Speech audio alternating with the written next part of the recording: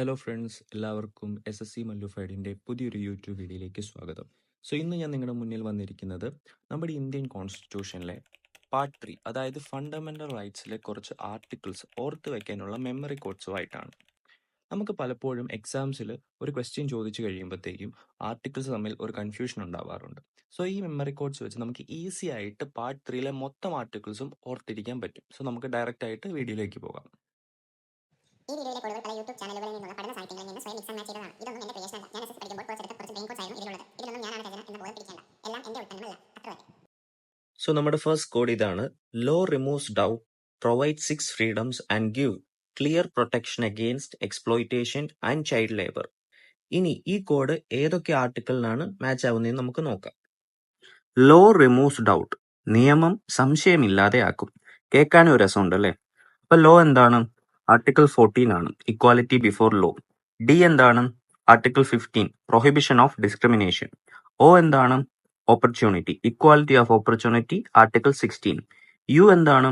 Article 17, abolition of untouchability. And finally T എന്ന് പറയുന്നത് article 18 ആണ്, അബോളിഷൻ ഓഫ് ടൈറ്റിൽസ്. ഇനി ഇതിന്റെ സെക്കൻഡ് പാർട്ട് നമുക്ക് നോക്കാം. ഇപ്പൊ നമ്മുടെ കോഡ് എന്തായിരുന്നു? Law removes doubt and give 6 freedoms എന്നതായിരുന്നു. എന്താണ് ഇവിടെ ഫ്രീഡം കൊണ്ട് ഉദ്ദേശിക്കുന്നത്? ആർട്ടിക്കിൾ 19 ആണ്. പിന്നെ 6 ഫ്രീഡംസ് എന്ന് പറയുന്നുണ്ട്. അതായത് ആർട്ടിക്കിൾ 19 6 ആയിട്ട് സബ് ഡിവൈഡ് ചെയ്തിട്ടുണ്ട്. Okay, ABCD. അപ്പം അതെങ്ങനെയാണ് നമുക്ക് ഓർത്തു വെക്കേണ്ടതെന്ന് നോക്കാം. ഈ സബ് ഡിവിഷൻസ് ഓർത്തു വെക്കാനുള്ള കോഡാണ് സാംബ്രോ എന്ന് പറയുന്നത്. എസ് എന്താണ്? ഫ്രീഡം ഓഫ് സ്പീച്ച് ആണ്. അടുത്തത് എ എന്ന് പറയുന്നത് ഫ്രീഡം ടു അസംബിൾ. നെക്സ്റ്റ് എന്ന് പറയുന്നത് ഫ്രീഡം ടു ഫോം അസോസിയേഷൻ. അടുത്തത് എം എന്ന് പറയുന്നത് freedom to move. Next R എന്ന് പറയുന്നത് freedom to reside. And last 19(1)Gയിലെ freedom to practise any profession എന്നുള്ളിടത്ത് നമുക്ക് ഒക്യുപ്പേഷൻ എന്നും ഓർക്കാം. ഒ എന്ന് പറയുന്നത് occupation, freedom to practise any occupation. അപ്പോൾ സാംബ്രോ എന്താണെന്ന് ക്ലിയർ ആയല്ലോ. ഒന്നുകൂടെ പറയാം. Speech, assemble, association, move, reside and occupation.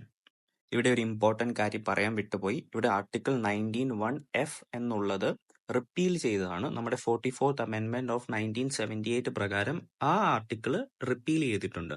അപ്പൊ നിങ്ങൾ ABCDEF ഉണ്ടോ? ഇല്ല, G ആണ് ഓർക്കേണ്ടത്. ഓക്കെ, റൈറ്റ് ടു പ്രോപ്പർട്ടി എന്നറിയപ്പെട്ടിരുന്ന 19(1)(f) എന്ന് പറഞ്ഞ ആർട്ടിക്കിൾ ഇപ്പോൾ 300A എന്ന പേരിലാണ് അറിയപ്പെടുന്നത്. കൂടാതെ അതിപ്പോൾ ഒരു ഫണ്ടമെന്റൽ റൈറ്റ് അല്ല, ഒരു ലീഗൽ റൈറ്റ് ആണ്. ഓക്കെ, അപ്പം നമ്മുടെ കോഡിന്റെ തേർഡ് പാർട്ടിലേക്ക് പോകുന്നതിന് മുമ്പായിട്ട് നമുക്ക് നമ്മുടെ കോഡ് ഒന്നും കൂടെ ആദ്യം തൊട്ട് പറഞ്ഞു നോക്കാം. Law removes doubt, give 6 freedoms and give clear protection against exploitation and child labour. ഇനി ഓരോന്നും എന്താണെന്ന് നമുക്ക് നോക്കാം. സി എന്താണ്? ആർട്ടിക്കിൾ 20 ആണ്, protection against conviction. Okay, C എന്ന് പറയുന്നത് കൺവിക്ഷൻ ആണ്. ഇനി article 21, protection of life and liberty, L. നിങ്ങൾക്കപ്പോ എല് ലൈഫോ അല്ലെ ലിബർട്ടിയോ ആയിട്ടോ കണക്ട് ചെയ്യാം. ഇനി ആർട്ടിക്കിൾ 22 ആണോ? അല്ല, ആർട്ടിക്കിൾ 21A. 21A എന്താണ് പറയുന്നത്?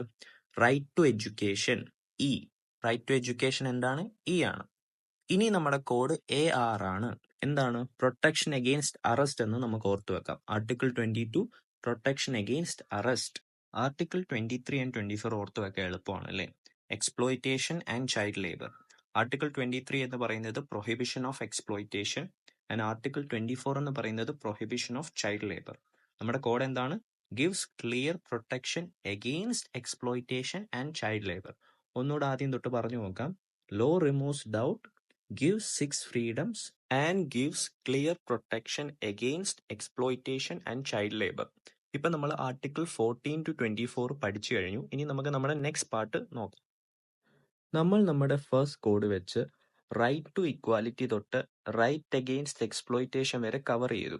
ഇനി നമുക്ക് നമ്മുടെ സെക്കൻഡ് കോഡ് വെച്ച് right to freedom of religion തൊട്ട് ഫൈനലി കോൺസ്റ്റിറ്റ്യൂഷണൽ റെമഡീസ് വരെ നമുക്ക് നോക്കാം. അപ്പം നമ്മുടെ കോഡ് ഇതാണ്.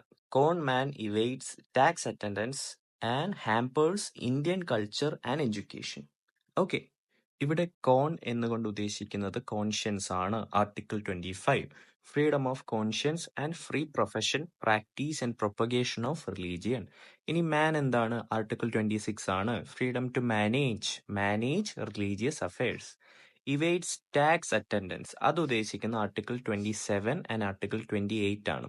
ആർട്ടിക്കിൾ 27 റിലേറ്റഡ് ടു ടാക്സ് ആണ്, no tax for promotion of any religion. And article 28 പറയുന്നത് no compulsory attendance in religious instruction in the case of certain educational institutions. Okay, ഇനിയും and hampers Indian culture and education എന്നുകൊണ്ട് ഉദ്ദേശിക്കുന്നത് എന്താണ്? നമ്മുടെ code culture and education ആണ്. Article 29 and article 30. Article 29 പറയുന്നത് protection of interest of minorities, culture, script and language. അത് culture ആണ് നമ്മുടെ കോഡ്. ഓക്കെ, ആൻഡ് എഡ്യൂക്കേഷൻ എന്താ പറയുന്നത്? Rights of minorities in establishing educational institutions. Okay, അപ്പൊ നമ്മുടെ ആർട്ടിക്കിൾ 25 to 30 നമ്മൾ കവർ ചെയ്തു. ഏത് കോഡ് വെച്ചാണ്?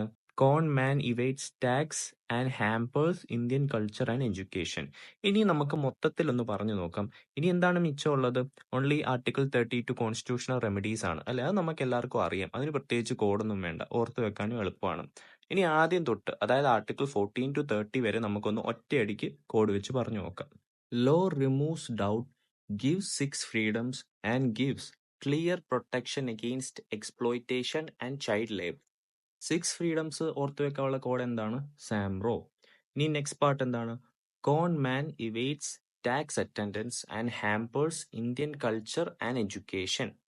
ഇപ്പം ഞാൻ ഈ കോഡ് പറഞ്ഞപ്പോൾ നിങ്ങൾക്ക് കണക്ട് ചെയ്യാൻ പറ്റിയോ? നിങ്ങൾ ഈ സ്ലൈഡ് നിങ്ങളുടെ ഗാലറിയിൽ ഒരു സ്ക്രീൻഷോട്ട് ആയിട്ട് എടുത്ത് വെച്ചിരിക്കുക.